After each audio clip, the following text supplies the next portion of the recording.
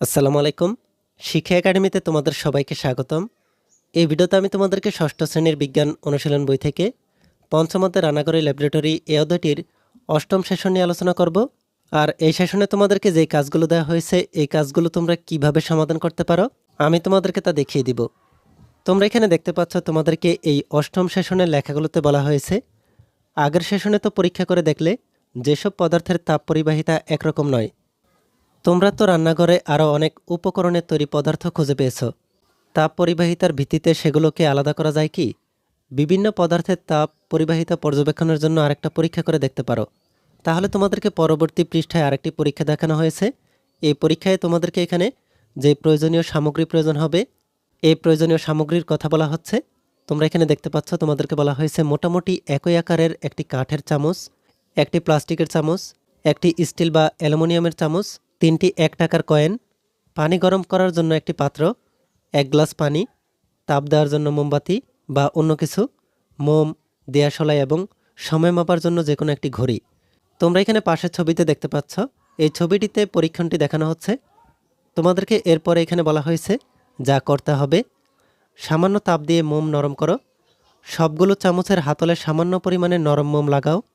এখন কয়েনগুলো চামচের উপর মোমের গায়ে এমনভাবে চাপ দিয়ে বসাও যাতে কয়েনগুলো মোমের গায়ে লেগে থাকে। এবার চামচগুলো এমনভাবে পাত্রে ডুবাও যেন কয়েনগুলো পাত্রের ওপরের অংশের বাইরে থাকে। তারপর মোমবাতি বা অন্য কিছু দিয়ে পাত্রটিকে তাপ দিতে থাকো। তোমরা এখানে দেখতে পাচ্ছ এখানে চামচ হচ্ছে 3টি, একটি হচ্ছে কাঠের, একটি হচ্ছে প্লাস্টিকের, একটি হচ্ছে অ্যালুমিনিয়াম বা স্টিলের। আর এখানে এই চামচগুলোর সাথে কয়েন লাগানোর জন্য 3টি কয়েন নেওয়া হয়েছে, 1 টাকার কয়েন। আর এখানে প্রত্যেকটি কয়েনকে মোমের মাধ্যমে চামচের সাথে লাগানো হয়েছে। আর তোমরা এখানে দেখতে পাচ্ছ এখানে একটি বড় পাত্র, নিচে এখানে একটি মোমবাতি, এই মোমবাতির মাধ্যমে এখানে পানিকে গরম করা হচ্ছে। এরপর এখানে তোমাদেরকে বলা হচ্ছে চামচের সঙ্গে আটকে থাকা কয়েনগুলোর অবস্থা এবার পর্যবেক্ষণ করো। কয়েনগুলো কি আলাদা হয়ে গেছে? যদি তাই হয় তবে কোনটি প্রথমে আলাদা হয়েছে? আলাদা হতে কত সময় নিয়েছে? অন্যগুলো আলাদা হতে কত বেশি সময় নিয়েছে? তথ্যগুলো নিচের ছকে লিখে রাখো। তাহলে তোমাদেরকে বলা হচ্ছে এই পরীক্ষাটি করার পরে এই পরীক্ষাটির পর্যবেক্ষণ থেকে তোমাদেরকে এখানে একটি ছক দেওয়া হয়েছে। আর এই ছকটির জন্য তোমাদেরকে লিখতে হবে কয়েনগুলো কি চামচ থেকে আলাদা হয়ে গেছে? যদি তাই হয় তবে কোনটি প্রথমে আলাদা হয়েছে? আলাদা হতে কত সময় নিয়েছে? অন্যগুলো আলাদা হতে কত বেশি সময় নিয়েছে? এই তথ্যগুলো তোমাদেরকে এই নিচের ছকটিতে লিখে রাখতে হবে। তোমরা এখানে দেখতে পাচ্ছ এই পর্যবেক্ষণের এই ছকটিতে তোমাদেরকে প্রথমে বলা হয়েছে চামচ। প্রথমে 3টি চামচের নাম দেওয়া হয়েছে কাঠের চামচ, প্লাস্টিকের চামচ, এরপরে হচ্ছে ধাতব চামচ। এরপরে তোমাদেরকে বলা হয়েছে এই চামচগুলো থেকে কয়েন কোনটি প্রথমে আলাদা হয়েছে? চামচ থেকে কয়েনগুলো আলাদা হতে কত সময় নিয়েছে? এই পর্যবেক্ষণের তথ্যগুলো তোমাদেরকে এখানে লিখে রাখতে হবে। এই পরীক্ষণটির পর্যবেক্ষণ থেকে তোমরা কিভাবে এই ছকটিকে পূরণ করতে পারো আমি তোমাদেরকে তা একটি নমুনার মাধ্যমে দেখিয়ে দিচ্ছি। তার আগে তোমরা যারা এখন আমাদের চ্যানেলটিকে সাবস্ক্রাইব করোনি তারা এখনই আমাদের চ্যানেলটিকে সাবস্ক্রাইব করে রাখো। আর যারা সাবস্ক্রাইব করেছো তাদেরকে অসংখ্য ধন্যবাদ। পরীক্ষার পর্যবেক্ষণটি থেকে আমরা এখানে দেখতে পাচ্ছি কাঠের চামচে লেগে থাকা কয়েনটি আলাদা হয়নি। এরপরে প্লাস্টিকের চামচে লেগে থাকা কয়েনটি আলাদা হয়নি। শুধুমাত্র ধাতব চামচে লেগে থাকা কয়েনটি আলাদা হয়েছে। এরপরে চামচগুলো থেকে কয়েনগুলো আলাদা হতে কত সময় নিয়েছে? কাঠের চামচ থেকে কয়েনটি যেহেতু আলাদা হয়নি তাই এখানে কোনো সময় নেই। প্লাস্টিকের চামচ থেকেও কয়েনটি আলাদা হয়নি তাই এখানেও সময় লেখা হয়নি। শুধুমাত্র ধাতব চামচ থেকে কয়েনটি আলাদা হয়ে গেছে।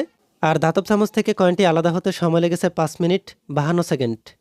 তাহলে আমরা এখানে দেখে ফেললাম পরীক্ষণটি থেকে যে পর্যবেক্ষণটি, এই পর্যবেক্ষণের তথ্য দিয়ে তোমরা কিভাবে এই ছকটিতে পূরণ করতে পারো। আমরা তো পর্যবেক্ষণটি দেখে ফেললাম। এরপর তোমাদেরকে এখানে বলা হয়েছে ভেবে দেখেছ কেন ধাতব চামচ থেকে কয়েনটি আগে আলাদা হয়ে গেল? 3 ধরনের পদার্থের মধ্যে কোনটার তাপ পরিবাহিতা বেশি? অনুসন্ধানী পাঠ বইয়ের এই পরীক্ষণের অংশটি ভালো করে পড়ে তার উত্তর খুঁজে নাও। এরপর পরবর্তী পৃষ্ঠায় তোমাদেরকে এখানে বলা হচ্ছে বাড়ির কাজ। এই বাড়ির কাজটিতে তোমাদেরকে এখানে বলা হচ্ছে ভেবে দেখো তো চায়ের কাপ কেন সাধারণত ধাতব না হয়ে কাঁচ বা সিরামিকের হয়? আবার অন্যদিকে রান্নার হাঁড়ি প্লাস্টিকের না হয়ে ধাতব কেন হয়?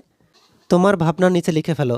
তাহলে তোমাদেরকে এখানে চায়ের কাপ কেন সাধারণত ধাতব না হয়ে কাঁচ বা সিরামিকের হয়, আবার অন্যদিকে রান্নার হাঁড়ি প্লাস্টিকের না হয়ে ধাতব কেন হয়, এই প্রশ্নের উত্তরটিকে তোমাদেরকে এখানে লিখে রাখতে হবে। তোমরা কিভাবে এই প্রশ্নের উত্তর লিখে রাখতে পারো আমি তোমাদেরকে তা একটি নমুনা উত্তরের মাধ্যমে দেখিয়ে দিচ্ছি। তোমরা প্রশ্নের নমুনা উত্তরটিতে লিখতে পারো ধাতব পদার্থ দ্রুত তাপ গ্রহণ করে গরম ও দ্রুত তাপ ছেড়ে দিয়ে ঠান্ডা হতে পারে, কিন্তু কাঁচ বা সিরামিকের তাপ ধারণ ক্ষমতা ধাতব পদার্থের তুলনায় বেশি বলে দ্রুত তাপ ছেড়ে ঠান্ডা হয়ে যায় না, ফলে বেশি সময় ধরে চা গরম থাকে। তাই চায়ের কাপ সাধারণত ধাতব না হয়ে কাঁচ বা সিরামিকের হয়। আবার অন্যদিকে প্লাস্টিকের তাপ অপরিবাহী, কিন্তু ধাতব পদার্থ তাপ সুপরিবাহী এবং দ্রুত তাপ পরিবহন করে রান্না দ্রুত হতে সাহায্য করে। তাই রান্নার হাঁড়ি প্লাস্টিকের না হয়ে ধাতব হয়। এই ভিডিওতে এই পর্যন্তই। পরবর্তী ভিডিওতে আমি তোমাদেরকে এ অধ্যায়ের নবম সেশনের কাজগুলোকে তোমরা কিভাবে সমাধান করবে আমি তোমাদেরকে তা দেখিয়ে দিব।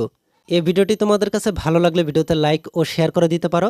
আর পরবর্তী সকল ভিডিওগুলো পাওয়ার জন্য আমাদের এই চ্যানেলটিকে এখনই সাবস্ক্রাইব করে রাখো।